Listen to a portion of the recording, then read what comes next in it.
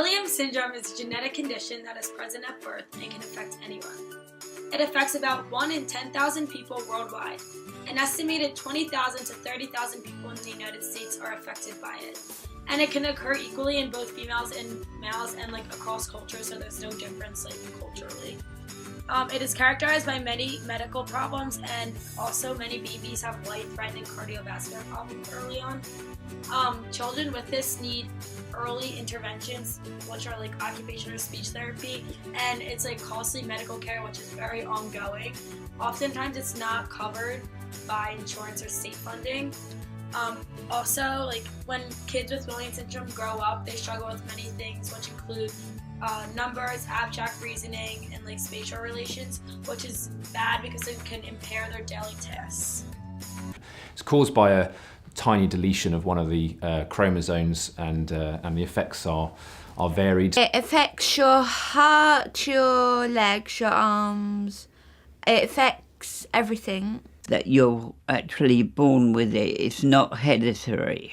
1, Williams syndrome does not make your child any less your child, and number 2, it doesn't mean your child's not perfect. We're just people that love be friendly with people. It's like being with sunshine. I've been working as a paraprofessional for my 3rd year, also my 3rd year working with a child with Williams syndrome.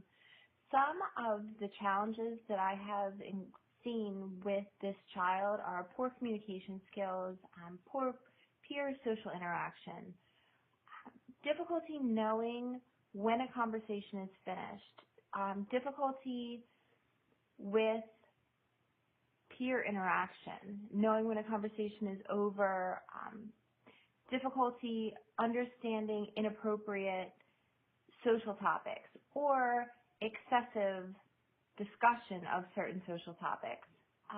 Always a very friendly child, always ready to comfort, always smiling, always happy, overly excited.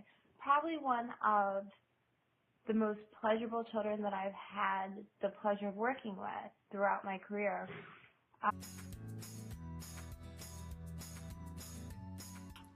Some common features of Williams syndrome are some facial characteristics, such as a small upturned nose. They tend to have a wide mouth with full lips and a longer upper lip. They tend to have puffiness around the eyes, and blue and green-eyed children who have Williams syndrome tend to have a starburst around their iris, and these facial features become more apparent the older they get. Another characteristic of Williams syndrome is heart and blood vessel problems. Typically, there's a narrowing in the aorta, which produce SVAS, and it is a narrowing in the pulmonary arteries. This typically requires surgery to correct it, and over time you need to monitor the cardiac status periodically. Young children with Williams syndrome often have elevated blood calcium levels, which is known as hypercalcemia. This typically happens when they are younger, and they typically outgrow it.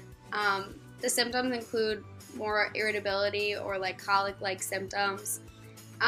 They treat this usually with dietary or medical treatment, and the cause is unknown, but later on in life there will be abnormalities in calcium or vitamin C levels.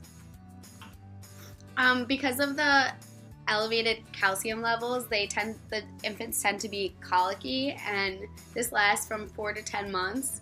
And then it will resolve itself, but with the colic comes abnormal sleep patterns, and they tend to wake up in the middle of the night and not sleep through the night, as well as infants without a disability do.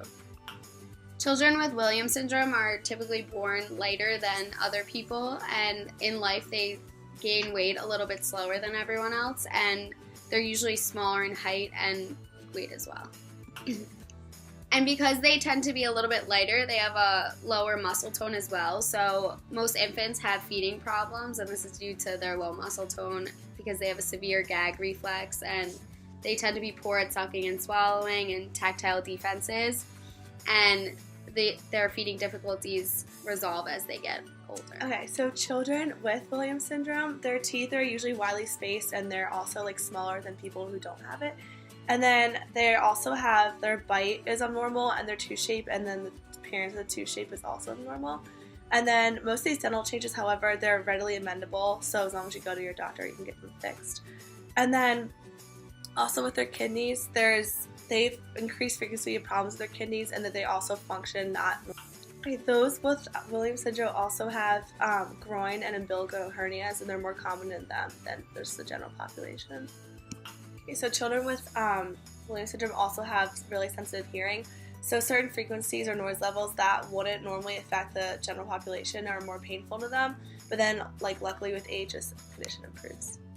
Young children with Williams syndrome often have low muscle tone and joint laxity, but as they get older, the joint stiffness will also develop, and physical therapy is very helpful when trying to improve muscle tone and strength, and it also helps improve joint range of motion. And for some reason, everybody here wants to be your friend.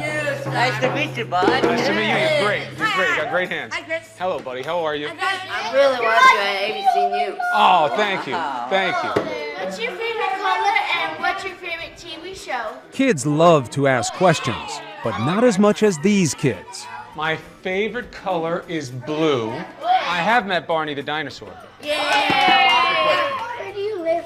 I live in New York City. Do you have any sons or daughters? I do. Wow. I have 2 daughters and a son.